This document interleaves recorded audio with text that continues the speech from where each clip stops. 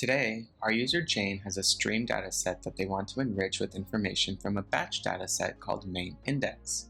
They use a lookup function to reference that information and create a new third hybrid search from those two datasets.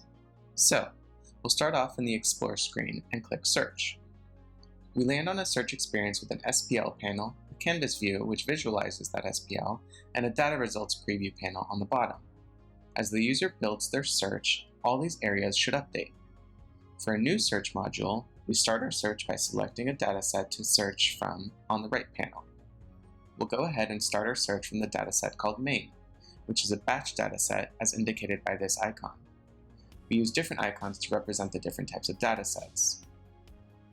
Now you'll see the SPL update, and a visual equivalent read from node is added to the canvas, and on the right, you'll see an outline to easily navigate the search, along with fields contained in the dataset you're looking at below.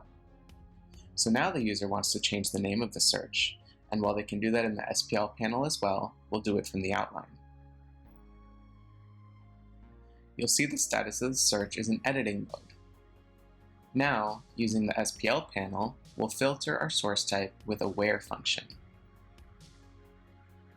Now, we'll preview the results by clicking the play button, which runs our search. The status of the search goes to pending in the outline, and then a green status will indicate the job is complete. Now we'll further modify the statement and filter out some fields which we can either do in the SPL, Canvas, Preview, or here in the Data panel by simply unchecking the field boxes.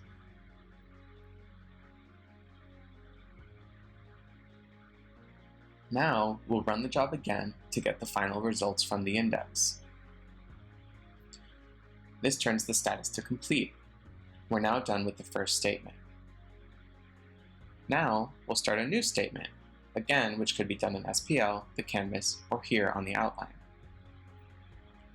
We'll start the second search from a stream of data called download stream. Because this is streaming data, the color is purple, and the icon here represents the stream. You'll see data automatically come in real time during live till mode, which is also represented by this flashing status. This indicates the data is currently sampling. You'll also notice this row indicates how much data is being shown and the speed of which the data is sampling. Now, we'll rename the search directly in the SPL. You'll see new data coming in live. Now, if we wanted to stabilize this data, we can go ahead and switch the interval to last 15 minutes. And if new events come in, we can refresh the results and see them. Now, we'll want to modify some of the fields in this search, so we'll click the field header on the preview panel and add an eval function. This adds the function in SPL, the canvas, and on the outline. We'll configure the eval function in the SPL panel. Then we'll add a where function in the same way to alter some values.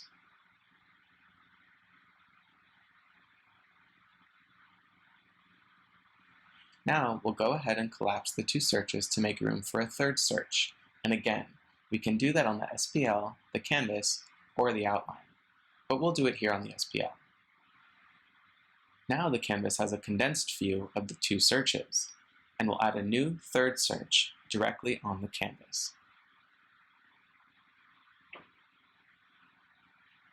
So in this experience, you can reference other searches to read from as well, which is this dollar icon sign. So for this new third search, we'll reference the second search titled Filtered and pull data from there.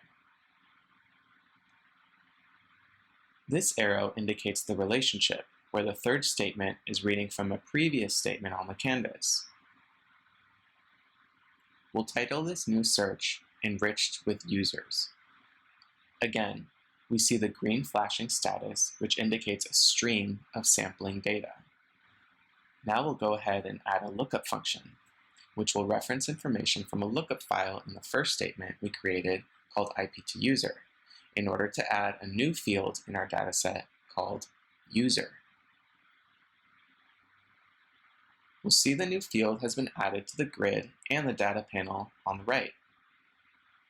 Now we'll designate where we want our data to go using an into function.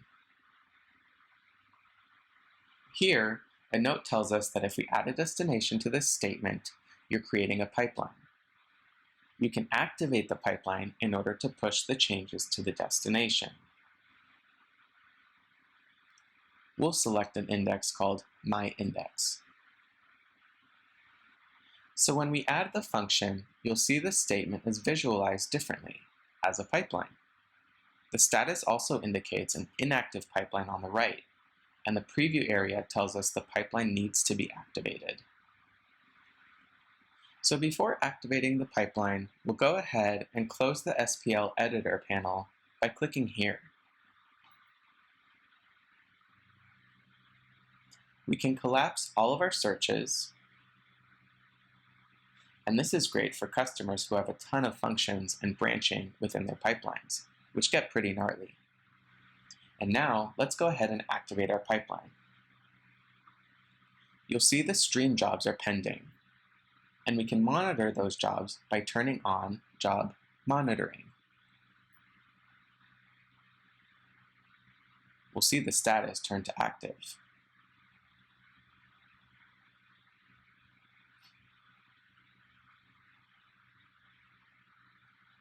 Finally, we could expand all the searches to zoom in on the details, which opens up the searches on the canvas and the outline. We can collapse them as well. And now our users know how to conduct hybrid batch and stream searches as modules.